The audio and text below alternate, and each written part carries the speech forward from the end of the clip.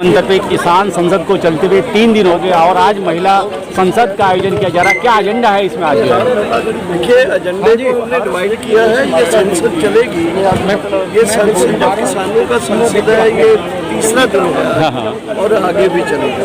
जो भी किसान आंदोलन के मुद्दे उठाएंगे, जो 3 कानून हैं, MSP है या फिर एयर क्वालिटी बिल ऑर्डिनेंस है, पावर बिल 2020 है, ये पूरे मुद्दों को डिवाइड करके हमने संसद के लिए रखा।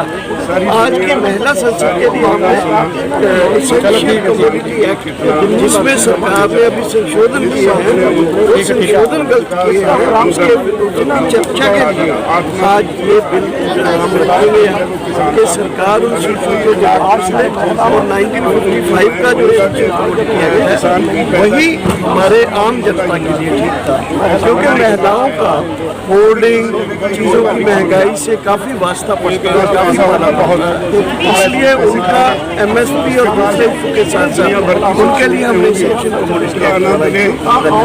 अच्छा देखा जाए दर्शन पाल जी, आज जो है किसान आंदोलन को तो पूरे 8 महीने हो गए। 8 महीने से आप जो है सिंधु बॉर्डर पे, गाजीपुर बॉर्डर पे, इससे अन्य बॉर्डरों पे संघर्ष कर रहे हैं, लेकिन सरकार कहती है कि किसान कहीं आंदोलन ही नहीं कर रहा। क्या कहेंगे इस बात को लेके? नहीं, सरकार को अगर दिखाई नहीं दे रहा, इसका मतलब सरकार अंधी है जी। अगर सुनाई नहीं दे रहा, सरकार बोली है, डेफ एंड ऐसा बोल सकते हो कि ना सुनाई देता है ना दिखाई देता है।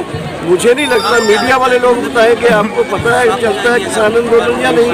6 बॉर्डर्स में है, टोल दिल्ली के इर्द गिर्द टोल प्लाजा के ऊपर है, बहुत सारी यूपी में रोज, उत्तराखंड में रोज, हरियाणा में हर रोज किसान जो है ये बीजेपी की नींद हराम करके रखे। अगर उनको नहीं दिखाई देता, आप देखिए कि वो किस तरह इस प्लेनेट के लोग हैं या किसी दूसरे उपग्रह से आए हैं। जो यहाँ के उपग्रह के लोग हैं उनको तो दिखाई देता है, सुनाई देता है। और किसान आंदोलन ने अपनी जगह, इसीलिए तो राहुल गांधी आज ट्रैक्टर पर गया।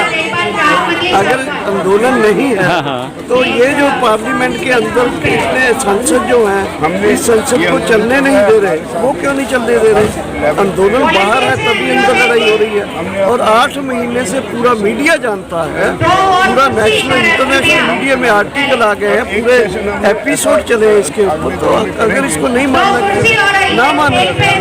क्या आपको नहीं लगता कि इस समय पार्लियामेंट सेशन चल रहा है, पार्लियामेंट सेशन के अंदर जो है एक सवाल उठा कि देश के अंदर ऑक्सीजन ना होने की वजह से लोगों की मौत हुई, लेकिन केंद्र की सरकार ने पार्लियामेंट के अंदर झूठ बोला कि अभी तक देश के अंदर एक भी मौत नहीं हुई, जबकि तमाम तरह का हाहाकार मचा सड़कों पे। क्या इतना बड़ा झूठ जब वो पार्लियामेंट के अंदर बोल सकते हैं, तो किसान आंदोलन के लिए ये छोटी बात है? देखिए, बहुत दिल्ली में ही 2 बड़े अस्पतालों में दर्जनों लोगों की मौत हुई। और ये आया मीडिया में कि ऑक्सीजन को तरसते हुए लोग मर गए, और ये दिल्ली के मीडिया की खबर थी। अगर केंद्र सरकार ये बोलती है कि ऑक्सीजन की कमी से नहीं लोग मरे, तो इससे बड़ा झूठ क्या और झूठ क्या होगा? दूसरी बात कि हर तरह में सरकार फेल हुई है। कोविड का प्रिवेंशन करने में, वैक्सीन देने में, पूरी और चीज़ें करने में फेल हुई है। आंदोलन में भी किसान संगठनों या किसानों के जो मुद्दे हैं उनको एड्रेस करने में फेल हुई है। वो फेलियर को अपनी को दबाने के लिए बोल रहे हैं कि आंदोलन ही नहीं है, मुद्दे हैं, आंदोलन है। और सरकार के पूछने जाके हरियाणा के बीजेपी के लोगों के आंदोलन है या नहीं है, पंजाब में जाके बीजेपी के लोगों को पूछ लो आंदोलन है या नहीं, यूपी के बीजेपी के लोगों को पूछ लो आंदोलन है या नहीं है। अगर आंदोलन नहीं होता तो बीजेपी के लोग जो हैं हरियाणा, पंजाब और यूपी में, उनकी नींद क्यों हराम हो रखी है?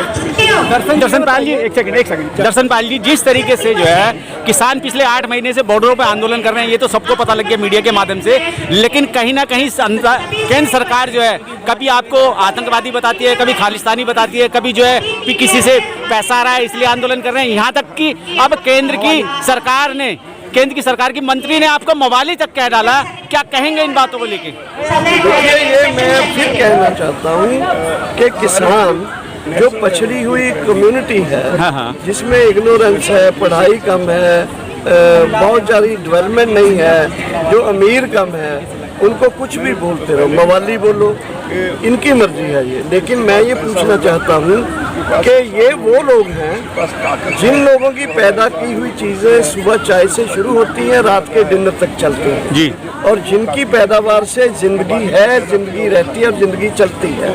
अगर उन लोगों को वो मवालियों के पैदा की हुई चीज़ों को खाकर ही आपकी जिंदगी चल रही है, आपकी मर्जी है, बोलियो बोलो।